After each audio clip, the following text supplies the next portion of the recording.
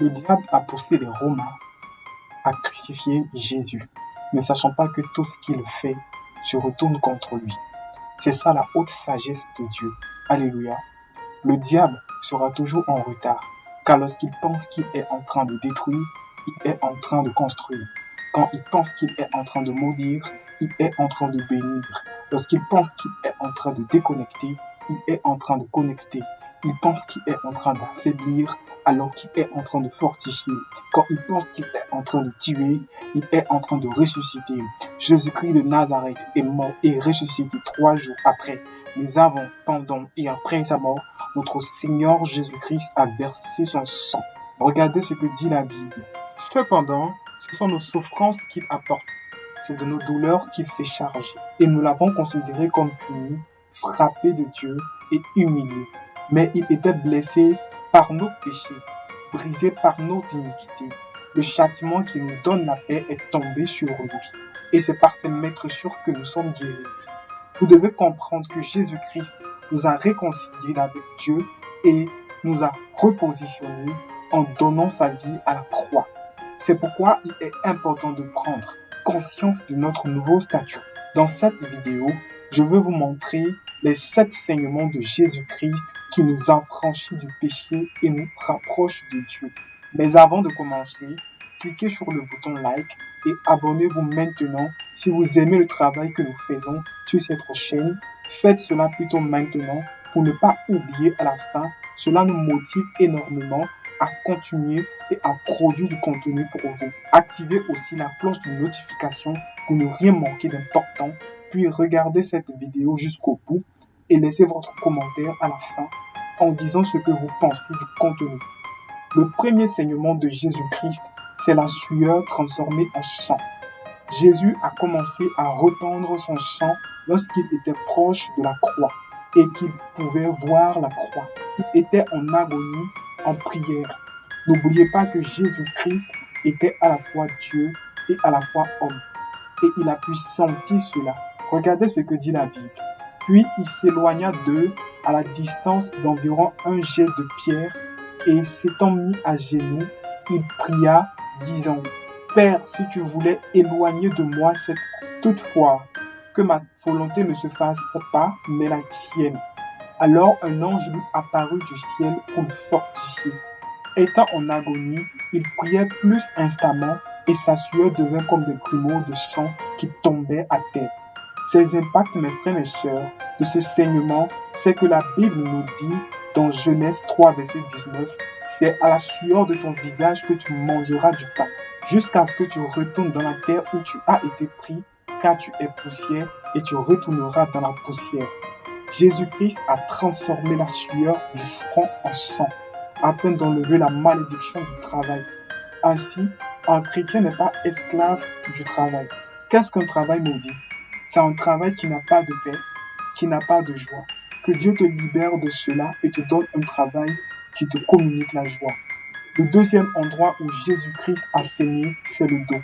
À ce niveau, il a été flagellé, ce qui a servi de fouet comportait des bourres de pointe, à tel point qu'au contact de la chair de Jésus, des morceaux de chair tombaient, sa chair a été labourée. Regardez ce que dit la Bible. J'ai livré mon dos à ceux qui me frappaient et mes joues à ceux qui m'arrachèrent la barbe. Je n'ai pas dérobé mon visage aux ignominies et aux crachats. Des laboureurs ont labouré mon dos, ils ont tracé de longs sillons. Les impacts de ce saignement sont doubles. Jésus-Christ nous guérit de nos mal et nous décharge de nos souffrances. Bien-aimés, j'aimerais vous rappeler que le dos est l'endroit où on porte les charges. Quand une femme enfante, n'est-ce pas au dos qu'elle met l'enfant? Jésus-Christ dit, « Venez à moi, vous qui êtes fatigués et chargés, et je vous donnerai du repos. » Mais le repos s'obtient à partir de l'action subie par Jésus-Christ. Le troisième endroit où Jésus-Christ a saigné, c'est la tête. À ce niveau, ils ont mis une couronne d'épines sur sa tête, sortie tout droit de la terre maudite. Regardez ce que dit la Bible. Les soldats tressaient une couronne d'épines qu'ils posèrent sur sa tête et ils le revêtirent d'un manteau de pourpre. Puis, s'approchant de lui, ils disaient « Salut, roi des Juifs » et lui donnèrent des soufflets. Les impacts de ce saignement, c'est que la Bible nous dit dans Genèse 3, verset 18 « Il te produira des épines et des ronces et tu mangeras de l'herbe des champs. » Lorsque Dieu a maudit l'homme, il a aussi maudit la terre. Lorsque l'homme allait semer, au lieu de récolter directement, il y aura des épines qui vont commencer à déranger son travail, à étouffer la semence. Lorsque Jésus-Christ devait mourir, ils ont mis une couronne d'épines sur sa tête. Il a accepté la couronne d'épines pour nous transférer sa couronne à lui. Bien-aimé de Dieu, quelle était la couronne qu'il avait sur sa tête?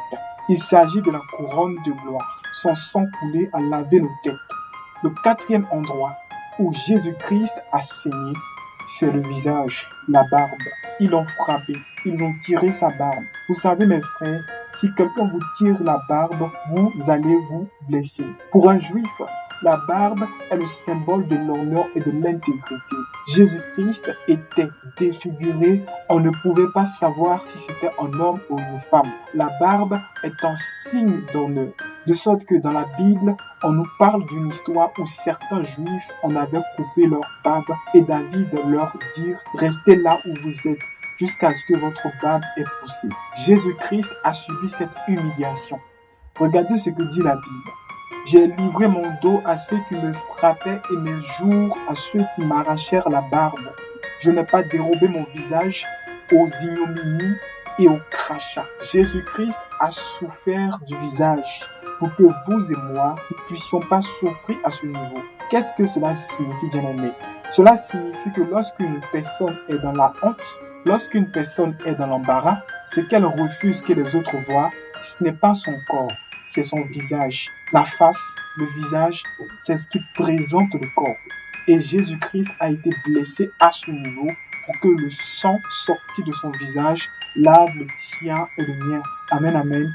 Le cinquième endroit où Jésus-Christ a saigné, c'est les mains. Alléluia.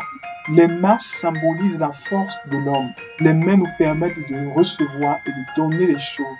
Jésus-Christ a donc saigné à ce niveau. Regardez ce que dit la Bible. Mais ils s'écrièrent, « Ôte, ôte, crucifie-le » Pilate leur dit, « Crucifierai-je votre roi ?» Les principaux sacrificateurs répondirent, « Nous n'avons de roi que César. » Alors il le livra pour être crucifié. Ils prirent donc Jésus et l'amenèrent. Jésus, portant sa croix, arriva au lieu du crâne qui se nomme en hébreu Golgotha. En effet, un homme ne peut être crucifié sans que ses mains ne soient percées. Il est écrit dans Jean 20, versets 24 et 25, « Thomas, appelé Didyme, l'un des 12, n'était pas avec eux lorsque Jésus vint. Les autres disciples dirent donc, « Nous avons vu le Seigneur. » Mais il leur dit, « Si je ne vois dans ses mains la marque des clous, et si je ne mets mon doigt dans la marque des clous, et si je ne mets ma main de son côté, je ne croirai point. » Ses mains ont été bloquées pour que nos mains soient débloquées.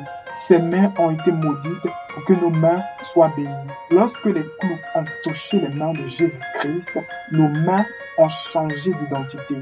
C'est pourquoi les mains maudites ne sont plus. En Christ, les choses anciennes sont passées.